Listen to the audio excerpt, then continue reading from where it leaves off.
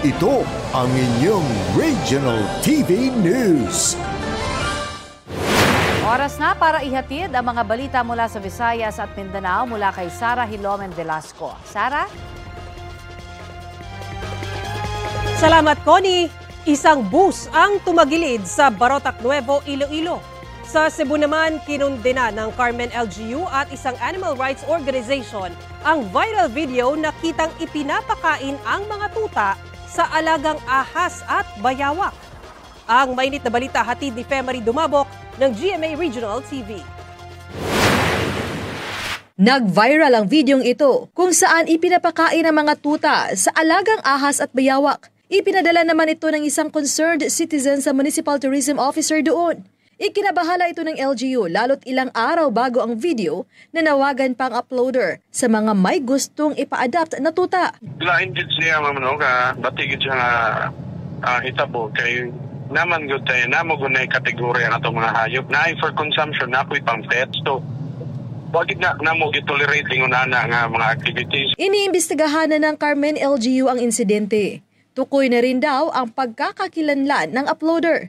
Nakikipag-ugnayan na rin ang LGU sa pulisya. Kung makukumpirma na taga Carmen at sa Carmen ginawa ang insidente, magsasampa raw sila ng reklamo. Pag-file yun o kuhan, ma'am, na-association din sa Carmen sa mga dog parents. So, sila gina mo barog, ma'am, as complainant gina mo. File sila case, ma'am. Kinundi na rin ng Animal Welfare Group na Island Rescue Organization o IRO ang insidente. Nagsasagawa na rin sila ng sariling investigasyon.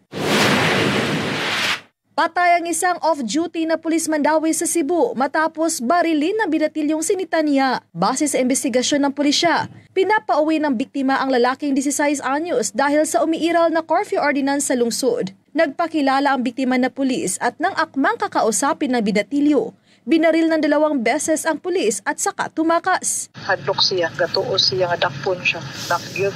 Naka-fail na siya kuan bakanto kay naram siya armas daan. Hadlok na siya daan katungod sa dala niyang armas, naka-fail siya o madapan ba niya mag-inay. According sa atong investigator no, nga membro kami siya sa gang Crips and mauna nga naasay mga information sa tungkol sa mga kailan yun nga kuan po ni magdala-dalaan po ni siya og armas, especially sa iyang mga pagpanggawas during night time o sa iyang mga lakaw uban sa iyang mga bakan. Nagtamo ng tama ng bala sa ulo at sa braso ang pulis. Sumuko naman ang binatilyong suspect pero hindi na na-recover ang ginamit niyang baril. I-turn over na rin sa Mandawi City Social Welfare Services ang minor de edad na suspect na nahaharap sa reklamong murder. Tulong-tulong ang mga residente sa Barotac Nuevo, Iloilo para mailabas ang mga pasahero ng tumagilid na bus.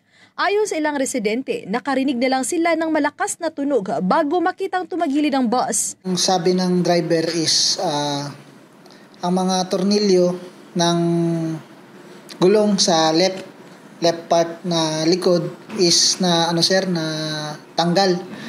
And ang gulong, ang goma is talsik pa kabilang kalsada and nawalan siya ng control. Nakatakdang mag-usap ang kinatawan ng bus company at ang mga sugatang pasahero. Posible namang maharap sa reklamong reckless imprudence resulting in multiple injuries ang bus driver. Itong ang bus talaga ang parang may improper maintenance. Sinubukan ng GMA Regional TV na makuhanan ng pahayag ang bus company pero walang humarap na kinatawan ng kumpanya. Femari Dumabok ng GMA Regional TV. Nagbabalita para sa GMA Integrated News. Kapuso, para sa mga maiinit na balita, mag-subscribe sa GMA Integrated News sa YouTube. Sa mga kapuso naman abroad, subaybayan nyo kami sa GMA Pinoy TV at sa www.gmanews.tv.